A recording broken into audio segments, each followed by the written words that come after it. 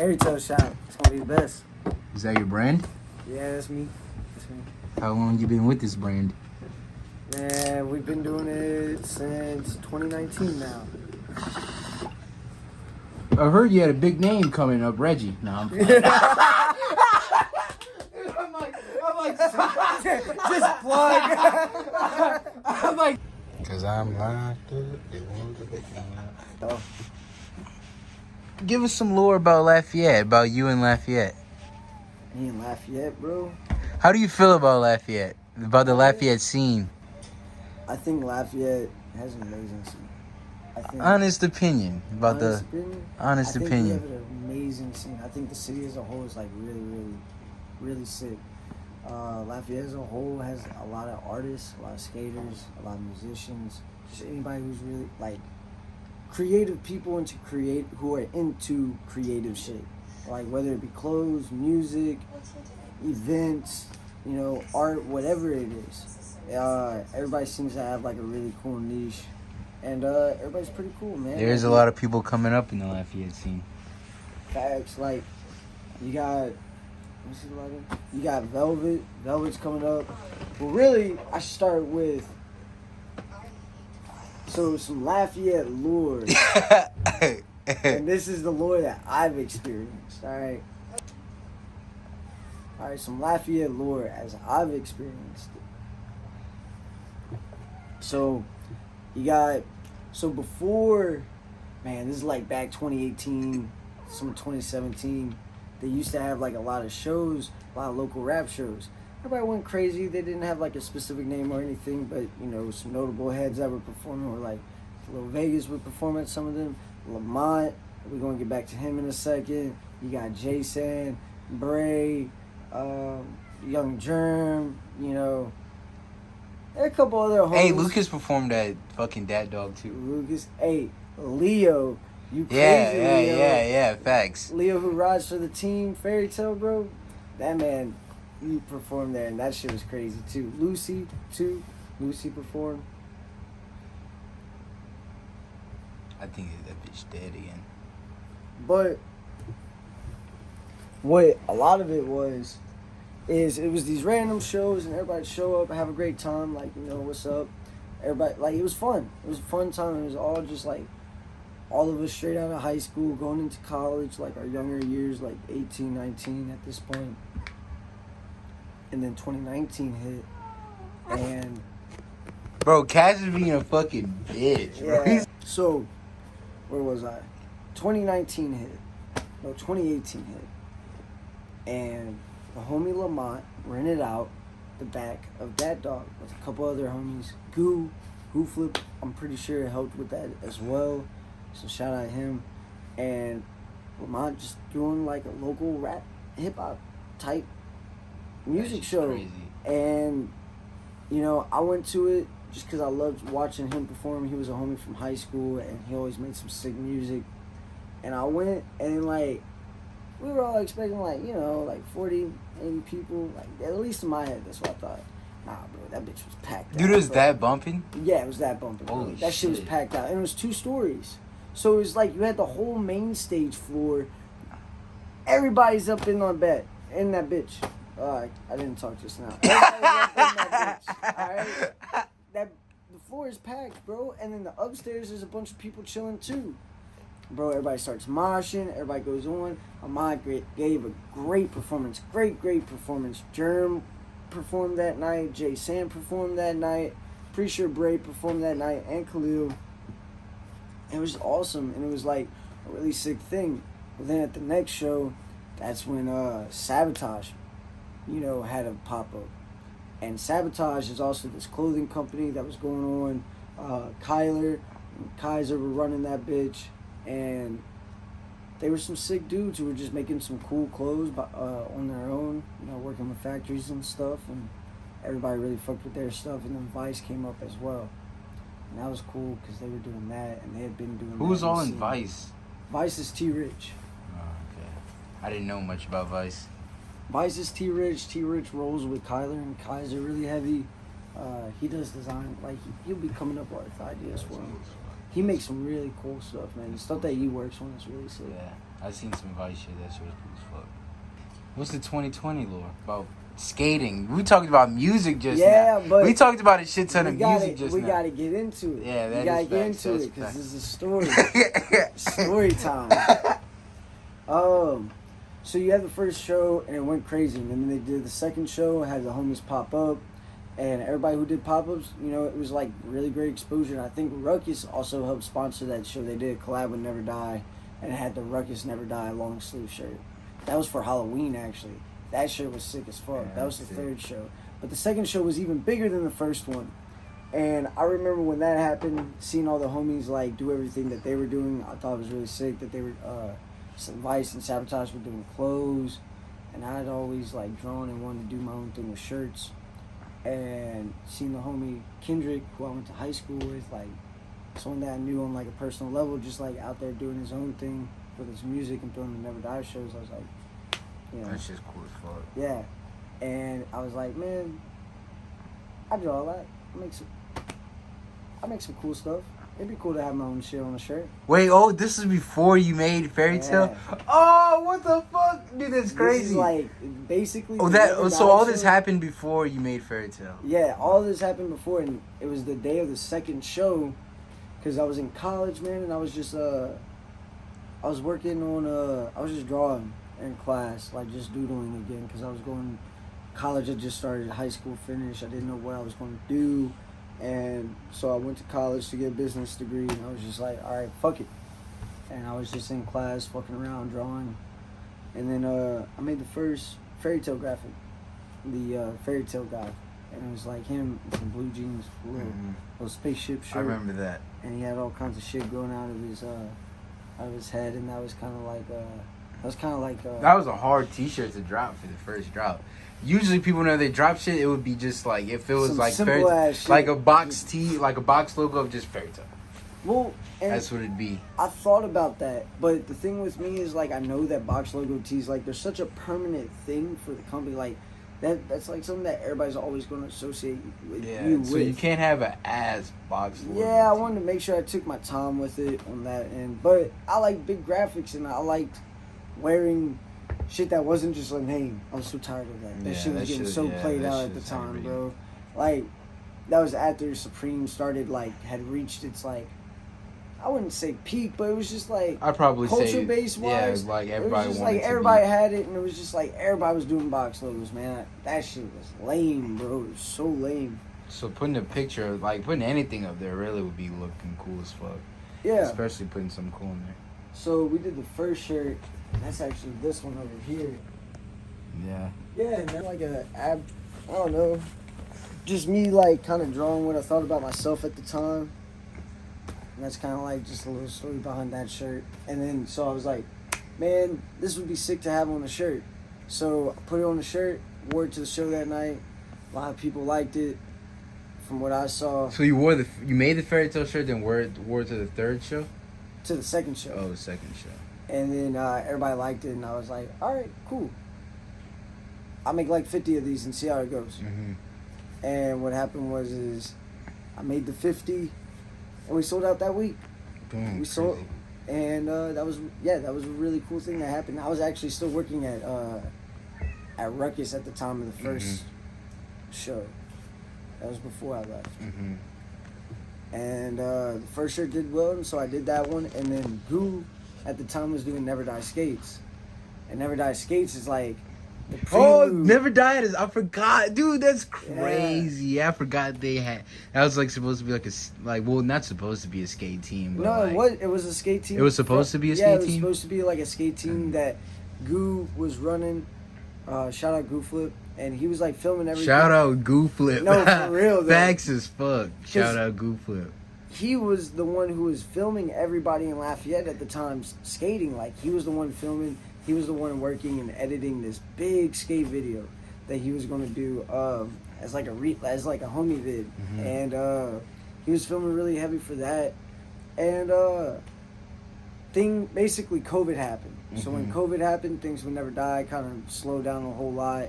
And I was still going really hard with Fairy Tale, and me and Goo were talking one day, and we were always skating together and everything like that. And he was like, yo, let's release the video underneath Fairy Tale. And I was like, all right, bet. Because before this, at the time, I was already giving Goo free clothes and everything from Fairy Tale. Because one, the dude is my brother. Like, that's the homie, that's family. Yeah. But second, Goo is like cold as fuck skateboarder. Like, she like, dude, fuck, like I'm not, like, dude, that's obvious, like, no brainer. Give him some free bro, shit. Bro was cold. I was like, yo, dude, here, have some free shit, man. Yeah. You're cold, bro. Yeah. Like, you deserve it. Yeah. And he was the homie, and that's what I wanted to do. Yeah. Because I always loved skateboarding growing up too. Because I grew up in Ruckus Beach, in Baton Rouge at the Ruckus shop over there, and that was my home skate shop.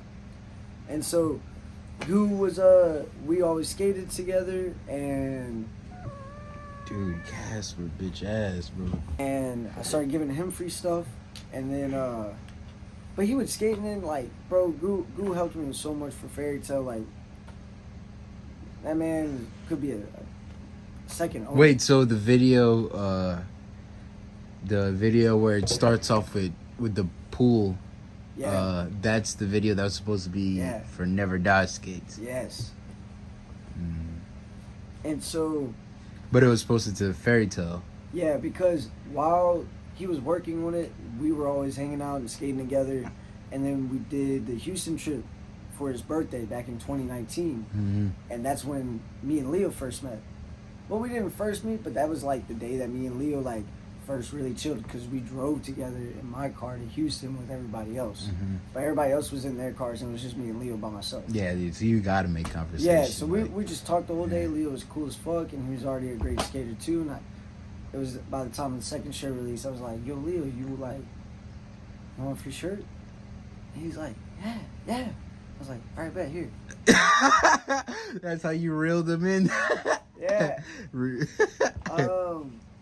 That's funny. And Leo always skated in it and posted up in it, and it was cool. And then at that point, we kind of just started filming stuff for Fairy Tale. And Gavin went ahead and took the video that he was working on, and we published it underneath Fairy Tale New Year's Eve for 2020. Dude, and Leo did that 7 stair. Yeah. He was a 7? No, that wasn't a 7. That was like a 9 stair. He did pop shove down it. Like, insert that clip. Wait, is that from the Fairy Tale video? Sure. It may not be. I'll check it, but regardless, insert the clip. Yeah. And that's how everything skateboarding wise first started. After that, we did the first contest. The first Fairy Tale contest was 2021, when COVID was starting to like come down. And that was which contest was that? No, that was 2020. That was 2020. I didn't go to that contest. Yeah, it wasn't. You didn't go, that's for sure. Yeah. But it was the picnic table contest. I know, I remember that. That one was basically we had released. It was into our second year as Fairy Tale, and we were doing good. Like, we released a couple shirts, everything was moving right, and I got an opportunity to throw a skate contest with Ruckus, Lafayette, and so we rented out the 5, and I worked with Daniel Barus, got a picnic table built. Mark Fresh did the graffiti and all the painting of the picnic table. Got some money together, got free food. Everybody showed out. We had like over 150 people out there, spectators and skaters and all. And it was really cool. Everybody from like the surrounding areas, like Baton Rouge and Hammond, and even some of the homies from New Orleans showed up. And dude, that shit was crazy. Yeah, I like seen all like the recap and like. And I was stressing too. I was like, man, dude, I do not know how the fuck this is going to turn out. You're like so much money in deep, and you want everybody to turn up. You want everybody to turn out. You want like a big crowd because you're putting a lot of backing behind it, and it happened, bro. And everybody had a great time. And that was like, it was also the day before my birthday. It was like the greatest, or it was on my birthday. One of the two. Dude, it being like, on your birthday would be some crazy shit. Yeah. Basically, it was like kind of like a birthday present to myself to see like just everybody having a great time and everybody taken care of. You know, some of the homies pulled out like Taylor Eats, she came through and she like cooked a bunch of food for everybody. Dude, didn't they come for the next contest? Yeah. Bro, that shit was busting, bro. Yeah, that fucking dude. food for the other one, that shit was and busting. We ordered pizza. We had a shit ton of money to give away. And Goo was on the megaphone calling out. We judged everything and we did 3 events. And it was like $100 each. Everybody got some. It wasn't like the craziest thing, but it was fun for us. It was like something really big for Lafayette. It was a beginning, regardless. Yeah, it was the beginning because the second contest. Talk about the second contest. That same year, Halloween, and probably like 200 people showed up. We did we built our own bump to bar with an adjustable bar, so that was really sick. And then we brought out the picnic table again. Everybody came through, had a great time, in costumes, everything like that. Bro, Goo did awesome. Tray flip over that bitch. Yeah. Insert that clip right here too. Dude.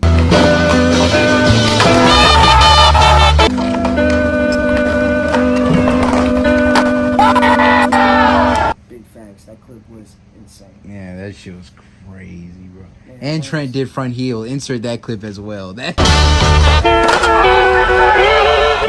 shit was crazy. Dude, and then everybody started like seeing how high they could go, and bro, they went so high we were holding it up ourselves. Yeah, y'all. Yeah, y'all.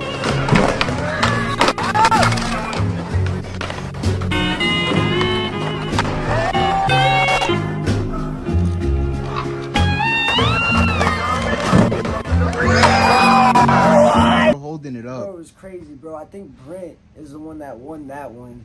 And that was nuts. That was so nuts. And then after that, we did. Oh yeah, he was in the white costume with the pony thing. Something like that.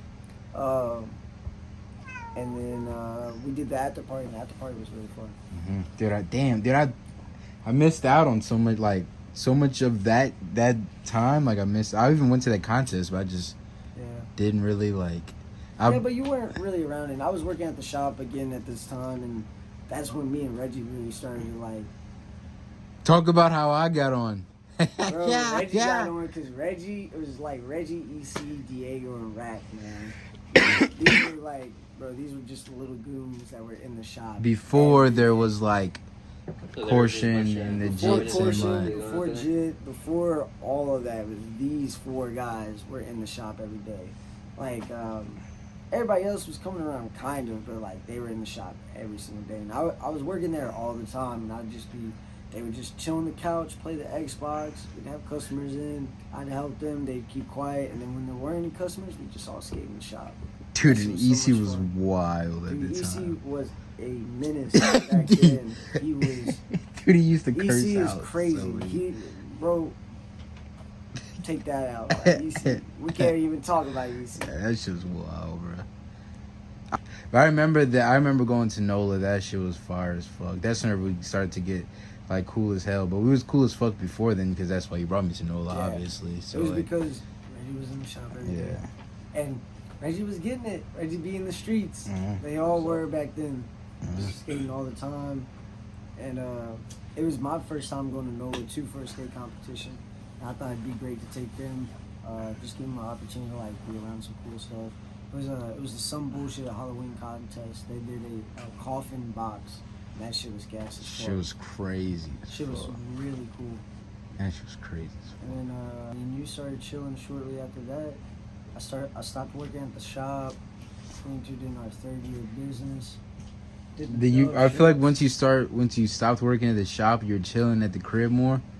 Is never like, and then we hung out that one time. That's when I started hanging out with you like a lot more. Started smoking with you and shit. And I would go over there, taking that fucking lick from downtown to your crib though was fucked. Oh, dude, and everybody had to all the time. Yeah, bro, that shit was fucked. And I feel like that's what made it like you stopped hanging out with much people because of that. Yeah, I'm gonna be honest. It didn't used to always be this way, but it's this way now. I never leave the crib. Like, if you want to come chill by me, anybody's more than welcome to come chill all the time. I love having people over. Like, bro, don't make that announcement on a YouTube video, bro. Like, everybody just like, yeah, dude. Hey, bro, can I come hang out? Hey, bro, what you doing today? Hey, bro, you trying to smoke? Hey, bro, what you doing today? But dude, at this point, just drop the like, fucking home address, bro. Yeah, but that's crazy.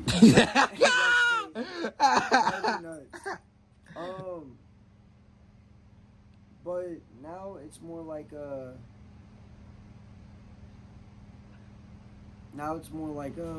really just working all the time. So like if I'm at the crib, I'm either drawing at my desk, or I'm sleeping, or I'm skating and filming.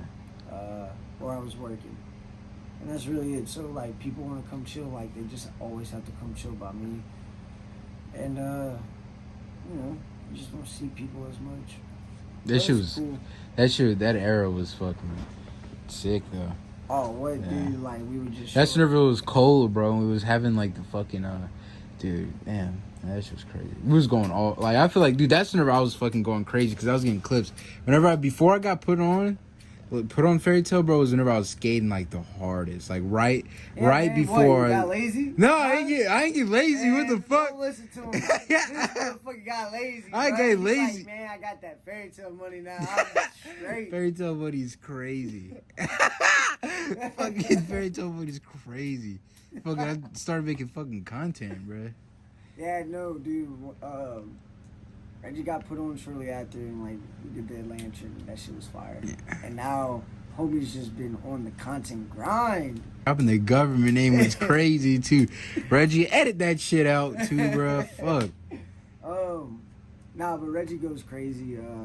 Bro, you're always coming with the play lunches and like staying consistent with content. Now Camo sponsored you.